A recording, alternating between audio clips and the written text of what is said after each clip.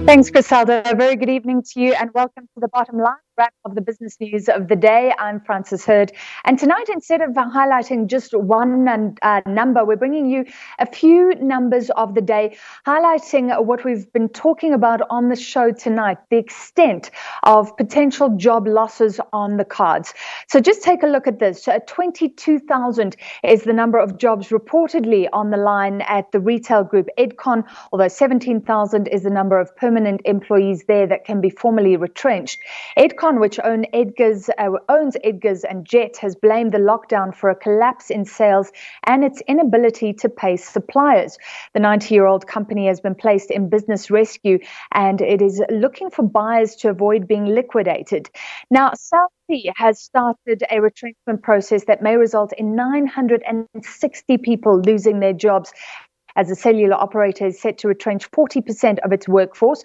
600, that is the number of jobs the SABC says could be affected by retrenchments after it issued a notice to workers to start a process of consultation. Now, another report this week suggests that Sasol will also shed jobs after the chemical and petroleum giant began consulting its workforce on possible cuts. Sasol employs 30,000 people, the number of jobs stage. Of course, Sasol shares have more than halved their value in the turmoil of this year, affected by the global oil price there. Then retrenchments at SAA also were on the cards. Those have been stopped, but the fate of workers at the state-owned airline are not yet clear at the moment. Let's look at the economic impact of all these job losses. We're joined on the line by Economist Thabi Leoka. Thabi, great to chat to you as always. Is this the jobs bloodbath that was feared, or is it just the start? Is there lots more to come? I definitely think that there will be a lot more to come, and this is the beginning of especially the major companies. I think the first round of job losses was seen in the informal sector and also the small business sector. And now we're seeing, as the lockdown is prolonged and protracted, we're seeing a lot more companies that are struggling. And these are not just the medium-sized, but also a lot of the larger sized entities. We knew something was coming. I mean, there was a recession first, then COVID-19, then the lockdown. But I guess it's hard to predict. Some claims about 3 million. But do we really know how many people will be affected? It's very difficult to tell right now because official numbers are released by SABC, and they too have been impacted by the lockdown because employment numbers and household survey numbers, which include employment numbers, those are conducted by field workers that go out into various parts of the country. And with the lockdown, it prevented SABC from conducting these surveys. And so it is very difficult, and the projections are anything from, over 1 million to, 3 million.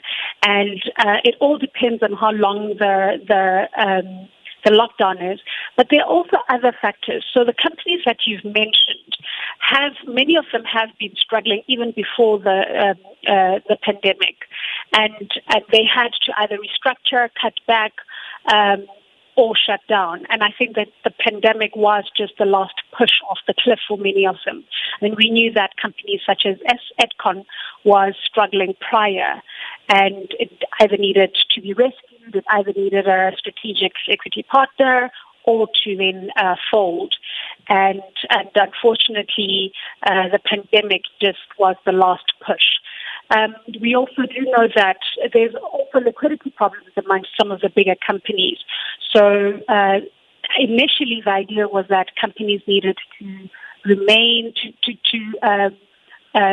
keep employees and not retrench them.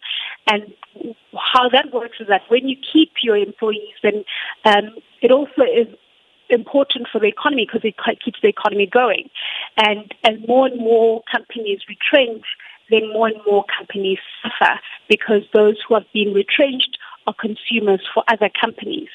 And so I think it has become very clear that many of companies in South Africa are not only faced with liquidity problems, but they couldn't also sustain keeping the same number of workers when they still had to pay rates and taxes, and they're not fully operational.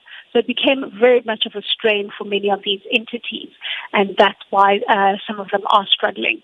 And also even reaching out to banks, some of them had either exhausted their credit lines, some of them, maybe the banks weren't willing to extend, and some of them weren't willing to now extend their own credit lines. So it's a very, very difficult position for many of our companies and a very precarious position for many of households in South Africa. Yeah, and you've raised this vicious circle. So job losses mean less demand, meaning more job losses. And for those looking for work now, it seems like the opportunities are shrinking as well. Just try and talk about those knock-on effects, the economic impact of mass retrenchments. Absolutely. So, as I have mentioned, that we even as we're opening up, and that's been my argument right from the beginning, that we are opening up doesn't mean that the economy is just going to, start up and we're going to see a resurgence in growth. We have changed in terms of our behavior and outlook as South Africans, as people globally. And I think one thing that has changed us in the way we conduct ourselves is that we are now social distancing, we're working from home, we're consuming less. And the only thing that's constant is consuming groceries and food. But apart from that, we are not buying, wedding dresses or cocktail dresses or, a new jacket because we're working from home. We don't need those clothes, for instance. I could argue that factories have similar issues where the global supply chain has been disrupted and the domestic supply chain has been disrupted. So some of them are waiting for their products that are supposed to be imported. But even when those products come to South Africa, the demand has changed. And also the export demand has changed for many of our companies. So it's going to take a very long time for us to then go back to a new normal that we can identify with. I think that we need to adjust, and I know the word pivot has been used a lot, but it is a reality that companies need to pivot in order for them to survive. We need to localize where we can't get products. And also those who've been unemployed or are retrenched need to find ways and find an opportunity in the gap that has been created by the pandemic. An example of a sector that is suddenly being created, and you see it everywhere in the world, and it wasn't quite prominent in South Africa, but all of a sudden you're seeing scooters all over Joburg, and those are delivering everything and anything. And that is a new market completely. And so that's how, we're going to change. And those who are very swift at seeing opportunity, those are going to survive. Thabi, very quickly, are there any more silver linings? So maybe some changes. I mean, the president has spoken about an opportunity to rethink the economy and change the way we do things, maybe even for the better.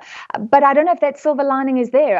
Do we say, okay, at least companies will be leaner, more fit for purpose, efficient? I don't know.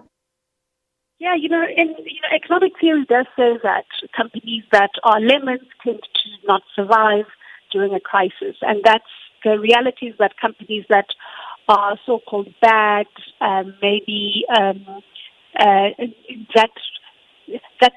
won't survive a new paradigm are the ones that are failing. And those that emerge out of this will emerge meaner and leaner, and new ones will emerge. So that is one positive. I definitely think that we need to take advantage of this opportunity, this pandemic, and use it as an opportunity to rethink the way we've operated. I think South Africa of old was unsustainable. We had huge inequality gap. We have a huge number of people who were poor. We had huge issues in terms of transformation. And I think we need to rethink that. And we need to now emerge out of this as a lot more conscientious about inequality, about the environment, about the social impact of business. And if we don't, I think we've missed an opportunity. The other opportunity is obviously, as the President said, that we'll hopefully emerge out of this better, that he needs to lead that. I think that there are huge also issues in government, in the structure of government, the size of government, the inefficiency there, that also impact on how the private sector operates. And I'm hoping that government will be leaner and meaner so that the efficiencies and there's a whole symbiotic relationship between the private and the public sector. And I'm hoping that Labour also plays a different role instead of just a role where it is about membership, but also a role that those who've lost their jobs, Labour can either work, find a way to retrain them, reskill, find new sectors and have these people be a part of these new sectors. And I think there's opportunities if we all, put our minds to it and and put the country at the center rather than our own personal objectives. I also think that the continent provides us with huge opportunities. And, we have a president that is the chairman of the AU currently, and we have this Africa Free Trade Agreement. And yes, it's been stalled a bit because of the pandemic, but there's a huge, over 1 billion population out there that is waiting for our products. And we are a big manufacturing country, that has slowed in terms of manufacturing production. And here's an opportunity for us to extend our goods and services to the continent. All right, let's leave it on a positive note. Thank you very much for your analysis, Economist Thabi Leoka. Well, the Mineral Council